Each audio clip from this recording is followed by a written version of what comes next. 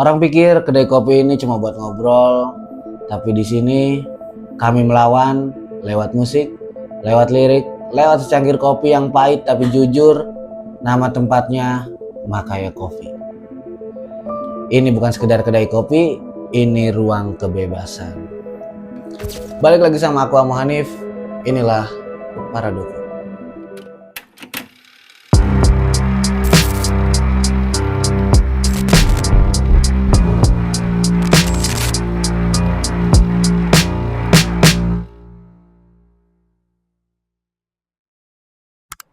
Sejak abad ke-15, di Jazirah Arab, kopi bukan hanya diseduh dan dijaga keasliannya, tapi ini menjadi wadah untuk berpikir, berdialog, dan bermusyawarah. Di Mekah dan di Yaman, contohnya, kedai kopi disebut maqal. Jadi ruang para penyair dan filsuf berbicara soal hidup, politik, dan juga makna dari keseluruhan. Ruang ini kemudian menyebar ke daratan Eropa seperti di London, di Paris, hingga Amsterdam. Kedai kopi berubah menjadi School of the Wise, tempat bersekolahnya para orang-orang bijak, tempat para pemikir dan penulis mengkritik monarki, mendiskusikan ide-ide radikal, bahkan menyusun revolusi. Memasuki abad ke-20, kopi dan musik menjadi dua saudara kandung. Dalam dunia perlawanan, di Amerika, era beatnik dan folk revival menemukan rumahnya di coffee house kecil yang menyatu dengan panggung sederhana. Dari tempat inilah lahir musisi-musisi hebat seperti Bob Dylan hingga Patti Smith. Mereka tidak bermain di stadion, mereka bernyanyi di sudut kedai, di ruangan kecil penuh asap dan puisi. Lirik mereka menggetarkan seluruh sistem. Jazz jadi bentuk perlawanan untuk komunitas kulit hitam. Folk jadi senjata para aktivis sosial. Lalu datang punk, grunge, dan juga hip hop, yang semuanya lahir dari ruang-ruang yang tidak diundang di media arus utama atau media mainstream. Dan kopi selalu ada di tengahnya, seperti biasa, menyatukan keresahan dan melarutkan batas antara seni dan perjuangan. Indonesia pun sama, punya sejarah yang serupa. Di masa Orde Baru, ketika kebebasan berekspresi dibungkam oleh sistem saat itu, diskusi dan karya-karya berani tetap hidup di warung kopi kampus, teras rumah seni, dan juga studio kecil di pinggir kota. Di sanalah lagu-lagu protes dimainkan, puisi-puisi perlawanan dibacakan, poster dibagikan, selebaran digandakan, dan semangat kolektif tetap dijaga walau pelan dan sembunyi-sembunyi. Dari ruang-ruang itu pula lahir musisi-musisi independen yang tidak bergantung kepada label besar, yang tidak ingin tunduk pada pasar dan tetap setia pada suara hati. Contohnya di Kabupaten Kuningan, ada sebuah kedai kopi bernama Makaya Coffee, lahir dari denyut sejarah itu semua. Ia bukan hanya kedai kopi, tapi sebuah ruang hidup, ruang kebebasan, tempat pertemuan antara biji kopi dengan bait lirik, antara distorsi gitar dan diskusi panjang antara rasa pahit dan suara jujur. Dari luar mungkin teman-teman bakal ngeliat kalau Makaya Kopi sekilas kayak kedai kopi biasa, ya lalu lalang manusia, tempat ngopi dan lain-lain.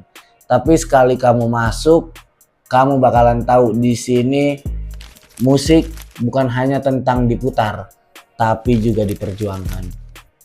Yang kita ketahui, Makaya punya beberapa event underground seperti yang kemarin aku dan tim datang, yaitu Noise Dangers gitu kan. Ada dan lain-lain juga, ada setiap di sana. Setiap event musik itu selalu berbeda, mulai dari genre folk, grunge, pop punk, greencore, hardcore, hingga hip hop. Bukan festival besar, nggak ada panggung yang terlalu megah ataupun tiket yang mahal. Apalagi ada sponsor-sponsor yang mendikte isinya. Hanya ada ampli pinjaman, lampu yang sedikit remang, dan semangat penuh band-band lokal, rapper-rapper jalanan, penyair kampus, semua naik panggung yang sama. Tidak untuk menjadi terkenal saja, tapi untuk didengar oleh semuanya. Movement ini bukan hanya tentang musik. Ini adalah bentuk penolakan terhadap sensor, terhadap kekuasaan anti suara, terhadap estetika industri yang membungkam kebebasan. Di panggung musik ini, di panggung Makaya ini, suara-suara minoritas punya megafonnya masing-masing. Dan secangkir kopi dari Makaya jadi saksi dari setiap lagu, setiap bait, setiap perlawanan kecil yang ditiupkan ke udara. Makaya bukan hanya dibangun untuk jadi bisnis besar, bukan hanya menjadi coffee shop yang dikenal oleh masyarakat. Ia dibangun menjadi ekosistem kecil yang punya arti besar, karena ketika ruang-ruang formal menutup pintunya untuk suara-suara alternatif, ruang seperti Makaya Coffee itu sangat penting. Tempat untuk diam, berpikir, menyentuh, dan memutar ulang suara-suara yang nyaris hilang di telan algoritma.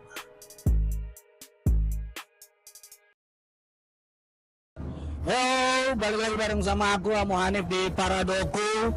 Kali ini aku lagi di Makaya Coffee, salah satu mungkin bisa jadi satu-satunya kedai kopi di Kuningan yang selalu bikin acara-acara underground. So hari ini aku lagi sama siapa? Victor Februari. So Victor, aku mau nanya tentang kenapa sih kedai kopi ini milih buat ngehidupin skena musik underground? Yang kita tahu kan rata-rata kedai kopi ataupun coffee shop ini bicara musiknya bicara musik pop atau mungkin bisa dangdut gitu. Sejatinya kopi juga berangkat dari perlawanan ya. Jadi satu misi lah dengan teman-teman yang memang punya movement underground. Di kopi lebih underground juga, kita berjuang bareng-bareng petani gimana memperkenalkan kopi di Indonesia. Banyak hal yang bisa dibuat dari situ, banyak hal yang bisa menjadi sebuah movement buat pergerakan teman-teman semua. Oke, terus pertanyaan yang selanjutnya nih, gimana cara posisiin diri di tengah-tengah coffee shop yang lain mungkin pengunjungnya familiar dengan musik-musik biasa gitu. Ini ngedengerinnya ya underground music gitu, kayak hardcore mungkin, terus yang lain juga ada hip hop, ada rock, ada metal, bahkan greencore dan lain-lain gitu. So gimana? Sejatinya musik itu kan universal ya, jadi nggak bisa terkotak-kotakan. Dan makanya sendiri selalu bikin all genre. Nggak menutup juga dengan musik pop, rock, underground yang memang dulu sulit memperkenalkan musik underground, sekarang udah jadi new mainstream ya. Jadi gua rasa ketika ada pergerakan, ketika ada kreativitas yang harus diangkat, kenapa enggak? Band-band lokal Second City nggak kalah dengan band-band nasional kok. Cuman kesempatannya aja nggak ada. Oke, yang terakhir nih, gimana si Makaya Coffee ini ngelihat peran teman-teman yang lain gitu kan? Karena kalau kita lihat gitu kan, pasti ngejarnya kan ya, kalau kita ngomongin coffee shop pasti ngejar keuntungan gitu. Tapi ini dengan skena yang gini gimana? Idealisme itu harus tetap ada ya. Jadi kita nggak melulu nguntungin apa dengan profit lah. Walaupun apa ya, orang-orang itu kan fuck kapitalis, tapi gimana caranya kita bisa berada dengan gitu. Betul. Itu juga punya pergerakan-pergerakan yang nggak pernah kalah besar juga gitu kan. Bahwa mereka memilih musik pop, rock, dangdut terserah gitu. Kalau kita punya pergerakan di sini, mau dari semua aliran atau genre musik, kenapa enggak? Jadi ya itu tadi, kreativitas itu tanpa batas. Oke, terima kasih Bigdan. Ya, see you di Paradoku di episode selanjutnya.